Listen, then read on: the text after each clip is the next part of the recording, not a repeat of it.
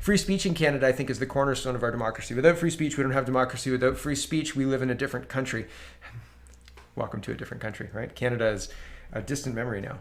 Canada that we lived in, I guess Stephen Harper is the last prime minister of that Canada, because Justin Trudeau has fundamentally and forever changed the face of Canada. And it looks like, as we get deeper into today's show, he's changing the face of the power of Parliament, making maybe the Liberals the supreme commanders of Canada for the rest of forever long that lasts, I guess, as these things go, right? But it seems very, very interesting, the moves being made. And I'll show you what I mean. But first, let's talk about free speech. Bill C-10. Senator Pamela Wallin says the Liberal government has attempted to secretly restrict free speech in Bill C-10. There was a clause in the original bill that exempted user-generated content from censorship. They deliberately removed that protection and refused to explain how your tweets or podcasts or Facebook posts would be protected from big tech or the government's prying eyes. They shut down proper study in the House of Commons, passed a bill in the wee hours of the morning, and demanded that the Senate pass it immediately. We said no and stalled it. But today, those of us who opposed this bill ran out of options to stop Bill C-10. It will be debated in the Senate and sent to committee early next week. The committee will not reconvene until the fall. So the good news is that when the PM calls his election, this bill dies, thankfully. They will need to try again, and perhaps with all the public outcry, they will understand that Canadians believe in free speech and vehemently oppose any attempts at censorship. So I said the other day, Pamela Wallin was saying, we'll do everything in our power. And they ran out of everything in their power in like 15 hours.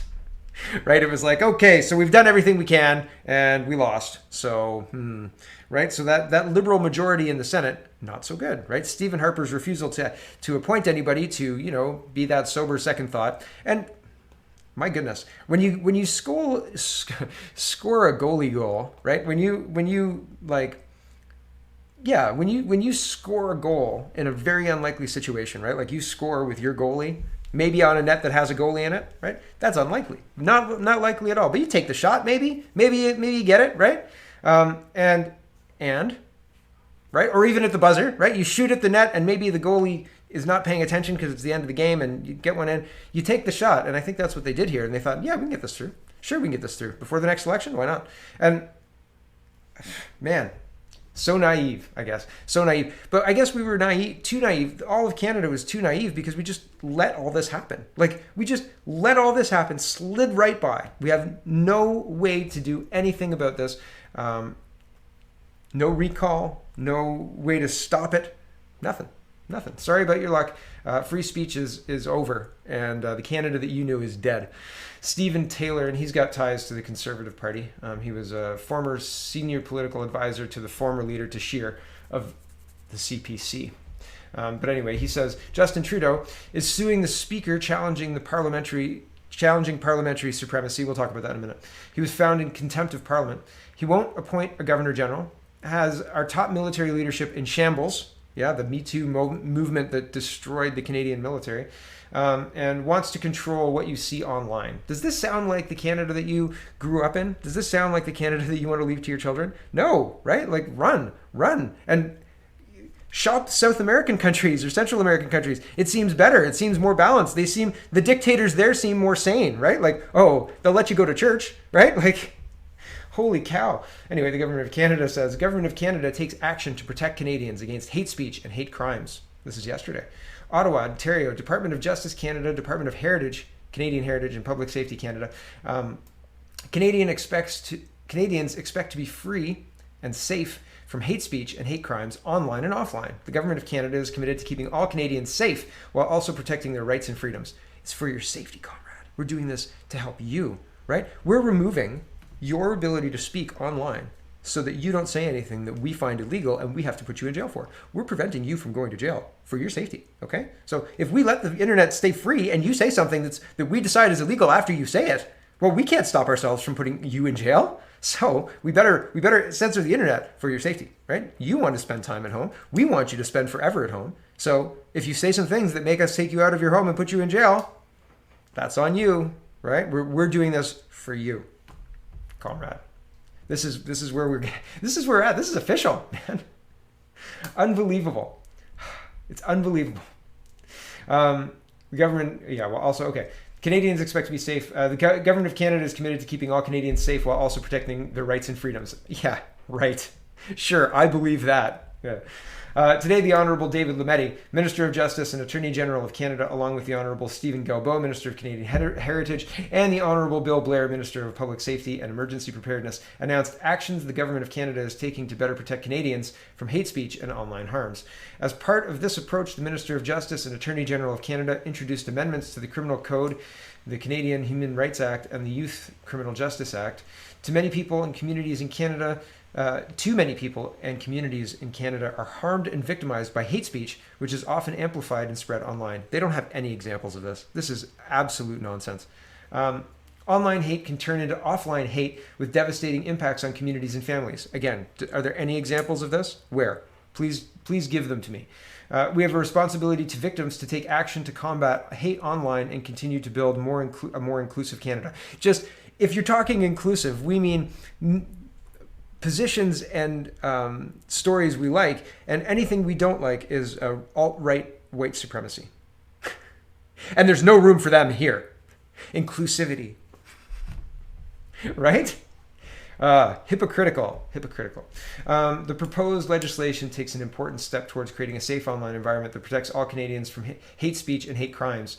This initiative will also help ensure that individuals have access to appropriate tools and resources to seek recourse against purveyors of hate speech and perpetrators of hate crimes. The Government of Canada recognizes the importance of freedom of expression for all Canadians and is taking a balanced and targeted approach to tackle the most extreme and harmful speech. Bullshit. Liars. The bill aims to amend the Canadian Human Rights Act to define a new discriminatory practice of communicating hate speech online and to provide individuals with additional remedies to address hate speech. This is going to be such a wide net. They're going to be like, if you state something that the Government of Canada defines as hate speech, blah, blah, blah, and they say, okay, add a definition of hatred to Section 319 in the Criminal Code based on the Supreme Court of Canada's decisions, and create a new peace bond in the Criminal Code designed to prevent hate propaganda offenses and hate crimes from being committed, and make related amendments to the Youth Criminal Justice Act. They are criminalizing speech.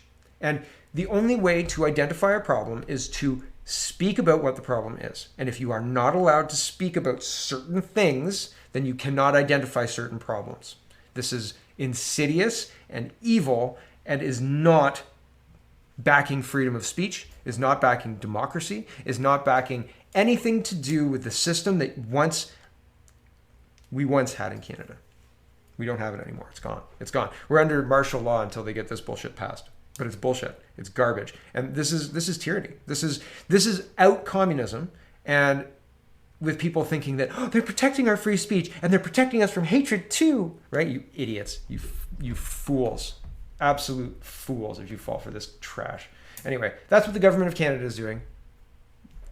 Welcome to tyranny. I mean, welcome. We've been there for a while. And they're slowly making it so that this is building the infrastructure to take care of people like me and Ezra Levant and Cian Bext and Sheila Gunn Reid and all of the right-wing people who speak anything that the government doesn't like, right? If you call Justin Trudeau potato-headed Justin Trudeau, well, they might just say that's hate speech. It has nothing to do with hate speech. It's political commentary. But that doesn't matter. That distinction doesn't matter because of everything else that's happened, right? So, speaking of other things that have happened within this realm of free speech, surgeon fired by College of Medicine for voicing safety concerns about COVID shots for children. They fired him. Surgeon fired by College of Medicine for voicing safety concerns, right? So Saskatchewan, the Justice Centre for Constitutional Freedoms, represents Dr. Francis Christian, clinical professor of general surgery at the University of Saskatchewan and a practicing surgeon in Saskatoon. Dr. Christensen was called into a meeting today, suspended from all teaching responsibilities effective immediately, and fired from his position with the University of Saskatchewan as of September 2021. And here is a recording of the meeting between Dr. Christensen and Dr. Smith, the Dean of Medicine at the University of Saskatchewan College of Medicine, and Dr. Susan Shaw, the Chief Medical Officer of the Saskatchewan Health Authority, and Dr. Brian Ulmer, Head of the Department of Surgery at the Saskatchewan College of Medicine. So you can listen to that, and you can make your own conclusions about what's going on here. But this guy probably doesn't deserve to be fired. I'm not going to go through the things that he's stated because this is on the YouTube part of the show, and YouTube will get mad at me. But regardless, I think that it's worth knowing that speech across all disciplines is being curtailed, and this is not guarding your right to freedom of expression. This is